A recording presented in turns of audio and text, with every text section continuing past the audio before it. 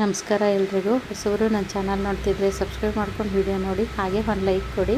ನಾನು ಹಾಕೋ ವಿಡಿಯೋ ಅಂತ ನಿಮಗೆ ಉಪಯೋಗ ಇದೆ ಅನಿಸಿದ್ರೆ ಬೇರೆಯವ್ರಿಗೂ ಶೇರ್ ಮಾಡಿ. ಬನ್ನಿ ಇವತ್ತಿನ ಬ್ಲಾಗ್ ಸ್ಟಾರ್ಟ್ ಮಾಡೋಣ. ಇಷ್ಟೊಂದು ಮಲ್ಲಿಗೆ ಹೂವು ಬಿಟ್ಟಿದೆ ನೋಡಿ, ಅದಕ್ಕೆ ನಾನು ಬಾಯಿ ಮೇಲೆ ಹಂಗೆ ಕೈ ಇಟ್ಕೊಂಡು ತೋರಿಸ್ದೆ ಅಷ್ಟೇ. ಅಂದರೆ ಬೆಳಗ್ಗೆ ಟೈಮ್ ಹೋದಾಗ ನೋಡೋಕ್ಕಂತೂ ಎರಡು ಕಣ್ಣು ಸಾಲೋದಿಲ್ಲ, ಅಷ್ಟು ಚೆನ್ನಾಗೆ ಮಲ್ಲಿಗೆ ಹೂವೆಲ್ಲ ಬಿಟ್ಟಿರುತ್ತೆ. ಹಾಗಾಗಿ ನಾನು ಅದನ್ನು ಸ್ವಲ್ಪ ವಿಡಿಯೋ ಮಾಡಿ ತೋರಿಸಿದ್ದೀನಿ ಅಷ್ಟೇ. ಇನ್ನು ನಮ್ಮೂರಲ್ಲಿ ಮಳೆ ಶುರುವಾಗಿದೆ. ಇತ್ತು ಮಂಗಳವಾರ, ಅಂದರೆ ನೈಟು ಮಳೆ ಶುರುವಾಗಿರೋದು. ಜೋರು ಬಂದುಬಿಟ್ರೆ ಸಾಕಪ್ಪ ಅಂತ ನಾನು ಕೇಳ್ಕೊತಿದ್ದೀನಿ ದೇವ್ರ ಹತ್ರ. ಯಾಕೆ ಅಂತೀರಾ, ನಾನಿವತ್ತು ಗಿಡಗಳಿಗೆ ನೀರು ಹಾಕಿಲ್ಲ. ನಾನು ಸ್ವಲ್ಪ ಬೆಂಗಳೂರಿಗೆ ಹೋಗಿದ್ದೆ ಇವತ್ತು. ಅಲ್ಲಿ RTO ಆಫೀಸ್ ಹತ್ರ ಎಲ್ಲ ಹೋಗಿದ್ದು ಸ್ವಲ್ಪ ಕೆಲಸ ಇತ್ತು. ಹಾಗಾಗಿ ಹೋಗಿ ಬಂದು ಟೈಮ್ ಆಗೋಯಿತು, ಸಂಜೆ ಬಂದಿದ್ದೇ ಲೇಟ್ ಆಯಿತು. ಹಾಗಾಗಿ ಗಿಡಗಳಿಗೆ ನೀರು ಹಾಕೋಕ್ಕಾಗಿಲ್ಲ. ಸದ್ಯ ನನ್ನ ಪುಣ್ಯಕ್ಕೆ ಹೆಂಗೋ ಇವತ್ತು ಮಳೆ ಬಂದಿದೆ, ಖುಷಿ ಆಯಿತು. ಇನ್ನೂ ಜೋರು ಮಳೆ ಬರ್ತಿದೆ, ಗುಡುಗು ಸಿಡ್ಲು ಈ ಥರ ಎಲ್ಲ ಬರ್ತಿದೆ. ಮತ್ತು ಸ್ವಲ್ಪ ವಿಡಿಯೋದಲ್ಲಿ ಬೆಳಕಿದೆ, ಆಮೇಲೆ ಅದು ಕರೆಂಟ್ ಹೋಯಿತು. ನಮ್ಮ ಮನೆ ಕಡೆ ಎಲ್ಲ ಕರೆಂಟ್ ಹೋಯಿತು.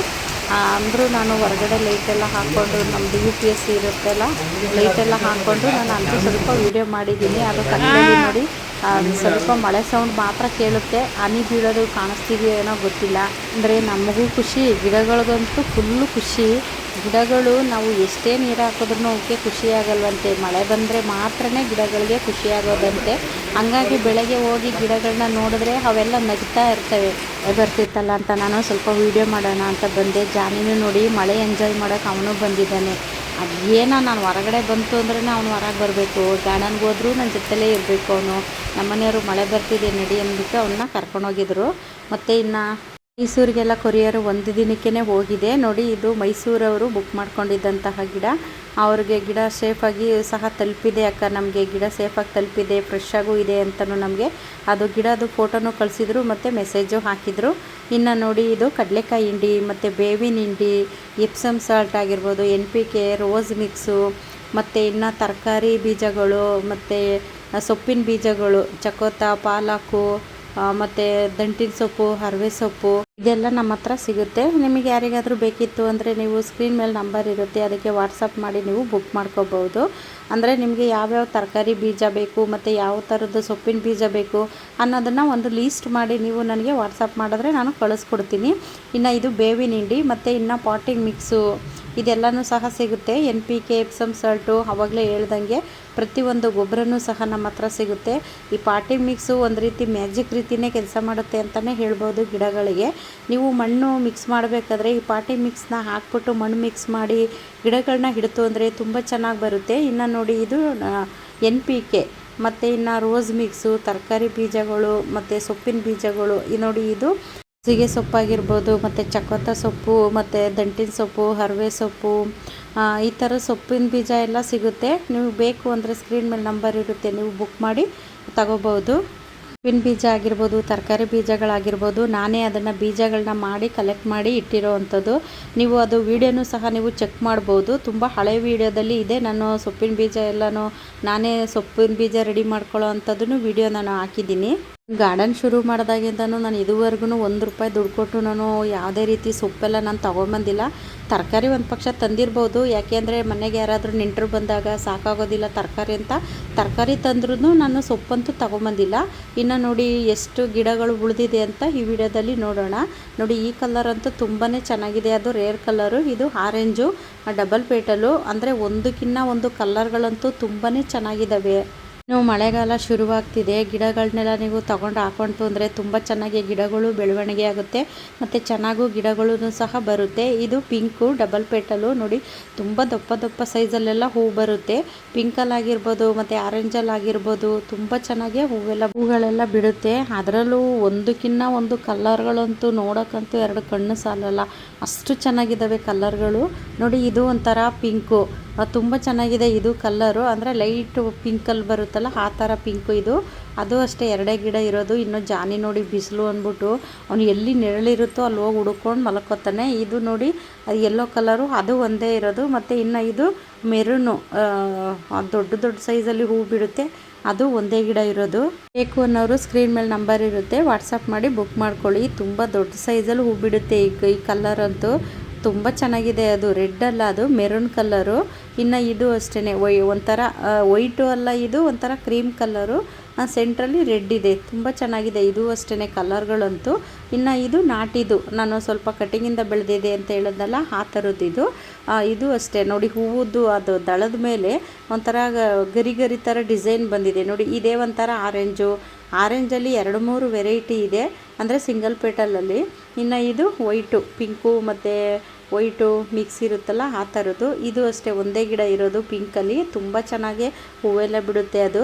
ಇನ್ನು ಇದರಲ್ಲೂ ಅಷ್ಟೇ 2 ಗಿಡ ಇವು. ನನ್ನ ಗಾರ್ಡನ್ನಲ್ಲಿ ನೋಡಿರ್ಬೋದು ಹಳೆ ವಿಡಿಯೋದಲ್ಲಿ ಎಷ್ಟು ಚೆನ್ನಾಗಿ ದಾಸವಾಳ ಹೂವೆಲ್ಲ ಬಿಡುತ್ತೆ ಅಂದರೆ, ಅದು ನಾನು ನೋಡಿ ನನಗೇನೆ ಬಾಯಿ ಮೇಲೆ ಕೈ ಇಟ್ಕೊಂಡಿರೋದು ಒಂದು ವಿಡಿಯೋನೂ ಸಹ ನಾನು ಹಾಕಿದ್ದೀನಿ. ಅಷ್ಟು ಚೆನ್ನಾಗಿ ಹೂವೆಲ್ಲ ಬಿಡುತ್ತೆ.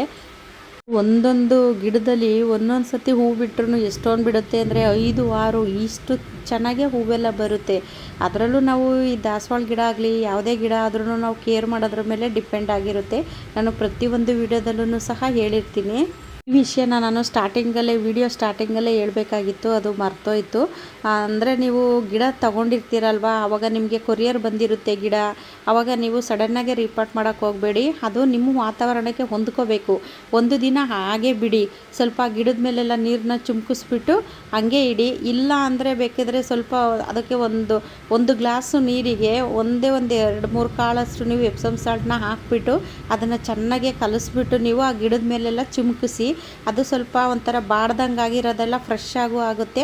ಇನ್ನು ಮಾರನೇ ಬೆಳಗ್ಗೆಗೆ ನೀವು ಅದನ್ನು ರಿಪೋರ್ಟ್ ಮಾಡ್ಕೋಬೋದು. ಈ ಕಲರಲ್ಲೂ ಅಷ್ಟೇ 2 ಗಿಡ ಇರೋದು, ಅಂದರೆ ಇವೆಲ್ಲ ತುಂಬ ರೇರ್ ಕಲರ್ಗಳು. ಕೆಲವೊಂದು ಸತಿ ನಾವೇ ಹುಡಿಕೊಂಡು ಹೋದ್ರೂ ನಮಗೆ ಈ ಕಲರೆಲ್ಲ ಸಿಗೋದಿಲ್ಲ, ಅಷ್ಟು ಚೆನ್ನಾಗಿದ್ದಾವೆ ಕಲರ್ಗಳಂತೂ.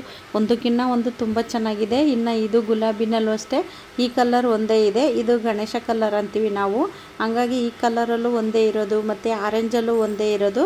ಇನ್ನು ಇದು ಒಂಥರ ಗ್ರೀನ್ ಥರ ವೈಟ್ ಥರ ಬರುತ್ತೆ ನೋಡಿ, ಆ ಥರದಲ್ಲೂ ಇದು ಅಷ್ಟೇ ಒಂದೇ ಇರೋದು. ಇನ್ನು ಇದು ಎಲ್ಲೋ ಅವಾಗೆ ಸ್ಟಾರ್ಟಿಂಗಲ್ಲಿ ಹಾಕಿದ್ದೀನಿ ನೋಡಿ, ರೆಡ್ ಪಕ್ಕದಲ್ಲಿ, ಅದು ಸರಿ ಕಾಣಲ್ಲ ಅಂದ್ಬಿಟ್ಟು ನಾನು ಇನ್ನೊಂದು ಸತಿ ಹಾಕಿದ್ದೀನಿ.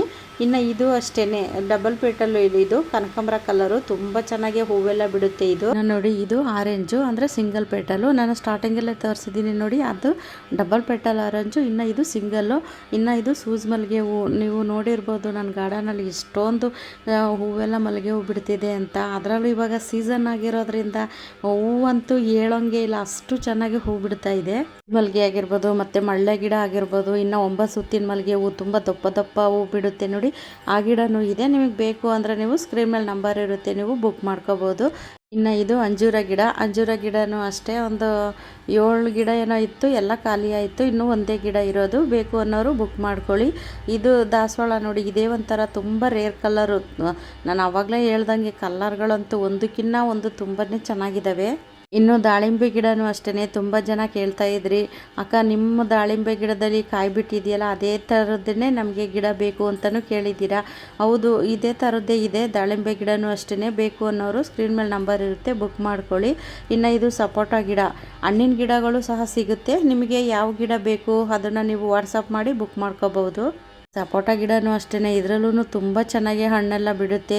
ಇನ್ನು ಮಾವಿನ ಗಿಡ ಆಗಿರ್ಬೋದು, ಸಪೋಟ ಆಗಿರ್ಬೋದು, ದಾಳಿಂಬೆ ಇವೆಲ್ಲನೂ ಸಹ ಸಿಗುತ್ತೆ. ಇನ್ನು ಇದು 9 ಸುತ್ತಿನ ಮಲ್ಲಿಗೆ ಹೂವು, ಆವಾಗಲೇ ಹೇಳಿದ್ನಲ್ಲ ಅದು, ಅಂದರೆ ತುಂಬ ದಪ್ಪನಾಗಿ ಸೈಜಲ್ಲೆಲ್ಲ ಹೂ ಬರುತ್ತೆ. ಇದು ಅಂದರೆ ಕಟ್ಟೋಕ್ಕಾಗೋದಿಲ್ಲ, ಇದನ್ನು ಪೋಣಿಸ್ಕೋಬೇಕು ನಾವು. ಅದರಲ್ಲೂ ಒಂದು 10 ಪೋಣಿಸಿದ್ರೂ ಸಾಕು, ಒಂದು ಮೊಳದಷ್ಟು ಹೂವಾಗುತ್ತೆ. ಈ ಮಲ್ಲಿಗೆ ಹೂವು ಅಂತೂ ನಾನು ಹಾರ್ವೆಸ್ಟ್ ಮಾಡಿ ಇಟ್ಟಿರ್ತೀನಿ. ಕೆಲವೊಂದು ಸರಿ ನನಗೆ ಅದನ್ನು ಕಟ್ಟೋದಕ್ಕೆ ಸಮಯನೂ ಸಿಕ್ಕಿರೋದಿಲ್ಲ, ಹಾಗಾಗಿ ಇದು ಕರ್ಬೇವಿನ ಗಿಡಗಳೂ ಇದೆ. ನಿಮಗೆ ಬೇಕು ಅಂದರೆ ಬುಕ್ ಮಾಡ್ಕೊಳ್ಳಿ. ಇದು ಕಾಕಡ ಗಿಡ, ಅಂದರೆ ಪಿಂಕ್ ಇರುತ್ತೆ ಮೊಗ್ಗು, ಅರಳದ ಮೇಲೆ ವೈಟ್ ಆಗುತ್ತೆ ಅಂತ ಹೇಳಿದ್ನಲ್ಲ, ಆ ಥರ ಕಾಕಡ ಗಿಡ ಇದು. ಅಂದರೆ ಇದು ಅಷ್ಟೇ ತುಂಬ ಚೆನ್ನಾಗಿ ಹೂ ಬಿಡುತ್ತೆ. ಈ ಕಾಕಡ ಗಿಡಕ್ಕೇನು ಎಕ್ಸ್ಟ್ರಾ ಕೇರಿಂಗ್ ಅಂತ ಏನೂ ಇಲ್ಲ. ಮಲ್ಲಿಗೆ ಗಿಡಕ್ಕೂ ಅಷ್ಟೇ, ಕಾಕಡ ಗಿಡಕ್ಕೂ ಅಷ್ಟೇ, ನಾವು ಎಕ್ಸ್ಟ್ರಾ ಕೇರ್ ಮಾಡಬೇಕು ಅನ್ನೋ ಥರ ಏನೂ ಇರೋದಿಲ್ಲ. ಮಾಮೂಲಿ ನಾವು ಎಲ್ಲ ಗಿಡಗಳಿಗೆ ಯಾವ ರೀತಿ ಗೊಬ್ಬರ ಕೊಡ್ತೀವೋ ಅದೇ ರೀತಿ ಕೊಟ್ಟರೂ ಸಾಕು, ಆದರೂ ತುಂಬ ಚೆನ್ನಾಗಿ ಹೂವೆಲ್ಲನೂ ಸಹ ಬಿಡುತ್ತೆ. ಇದು ಸೀಬೆಹಣ್ಣಿನ ಗಿಡಗಳು. ನನ್ನ ಗಾರ್ಡನಲ್ಲಿ ನೀವು ನೋಡಿರ್ಬೋದು ಎಷ್ಟು ಚಿಕ್ಕ ಗಿಡದಲ್ಲೇ ಸೀಬೆಹಣ್ಣೆಲ್ಲ ಬಿಟ್ಟಿರುತ್ತೆ ಅಂತ, ಅದೇ ಥರದ್ದೇ ಈ ಗಿಡಗಳು ಅಷ್ಟೇ. ಅಂದರೆ ಇವೆಲ್ಲ ಹಣ್ಣಿನ ಗಿಡಗಳು, ತುಂಬ ಚಿಕ್ಕ ಗಿಡದಲ್ಲೇ ಹಣ್ಣು ಬಿಡೋ ಅಂಥ ಗಿಡಗಳು. ಹೆಚ್ಚಾಗಿ ನಾವು ಟೆರೆಸ್ ಮೇಲೆ ಗಾರ್ಡನ್ ಮಾಡೋ ಅಂಥವ್ರು ಇಂಥ ಗಿಡಗಳನ್ನೇ ಹಾಕೋಬೇಕು, ಏಕೆಂದರೆ ತುಂಬ ಹೈಟು ಬೆಳೆಯುವಂತಹ ಗಿಡಗಳೆಲ್ಲ ಹಾಕೊಳಕ್ಕೆ ಆಗೋದಿಲ್ಲ. ಚಿಕ್ಕ ಗಿಡಗಳು ಹಾಕ್ಕೊಂಡ್ರೆ ತುಂಬಾ ಚೆನ್ನಾಗಿರುತ್ತೆ. ಇದರಲ್ಲೂ ಎಷ್ಟು ಚಿಕ್ಕ ಗಿಡದಲ್ಲೇ ನೋಡಿ ಎಷ್ಟೊಂದು ಅದು ಈಚು ಹೂವು ಇದೆಲ್ಲನೂ ಸಹ ಬಿಟ್ಟಿದೆ. ಇನ್ನು ಇದು ಸ್ಫಟಿಕ ಹೂವು ಅಂದರೆ ಗಣೇಶ ಕಲರು ಅಂತ ಹೇಳಿದ್ನಲ್ಲ, ಈ ಕಲರಲ್ಲೂ ಇದೆ ಮತ್ತು ಬ್ಲೂನಲ್ಲೂ ಇದೆ. ನಿಮಗೆ ಯಾವ್ದು ಬೇಕಾದನ್ನು ನೀವು ವಾಟ್ಸಪ್ ಮಾಡಿ ಬುಕ್ ಮಾಡ್ಕೋಬೋದು. ಇನ್ನೂ ದೊಡ್ಡ ಗಿಡ ಆಗುತ್ತೆ, ಅಂದರೆ ಹೂವಂತೂ ತುಂಬ ಚೆನ್ನಾಗಿ ಬಿಡುತ್ತೆ. ಯಾಕೆಂದರೆ ಇದು ಇನ್ನೂ ಮಳೆಗಾಲ ಶುರುವಾದರೆ ಇನ್ನೂ ಜಾಸ್ತಿ ಹೂವೆಲ್ಲ ಬರುತ್ತೆ. ಇನ್ನು ಮರ್ಗ, ದವನ ಮತ್ತು ಸುಗಂಧರಾಜ ಹೂವಿನ ಗಿಡ ಇದೆಲ್ಲನೂ ಇದೆ. ಸುಗಂಧರಾಜ ಗಿಡದಲ್ಲಿ ಸಿಂಗಲ್ ಪೆಟಲು ಇದೆ ಮತ್ತು ತ್ರಿಬಲ್ ಪೆಟಲಲ್ಲೂ ಸಹ ಇದೆ. ಕನಕಾಂಬರ ಗಿಡನೂ ಸಹ ಇದ್ದಾವೆ. ಬೇಕು ಅನ್ನೋರು ಸ್ಕ್ರೀನ್ ಮೇಲೆ ನಂಬರ್ ಇರುತ್ತೆ, ಬುಕ್ ಮಾಡ್ಕೊಳ್ಳಿ. ವಿಡಿಯೋ ಇಷ್ಟ ಆದರೆ ಬೇರೆಯವ್ರಿಗೂ ಶೇರ್ ಮಾಡಿ, ಹಾಗೆ ಒಂದು ಲೈಕ್ ಮಾಡಿ. ಮುಂದಿನ ವಿಡಿಯೋದಲ್ಲಿ ಸಿಗ್ತೀನಿ. ಎಲ್ರಿಗೂ ಧನ್ಯವಾದಗಳು.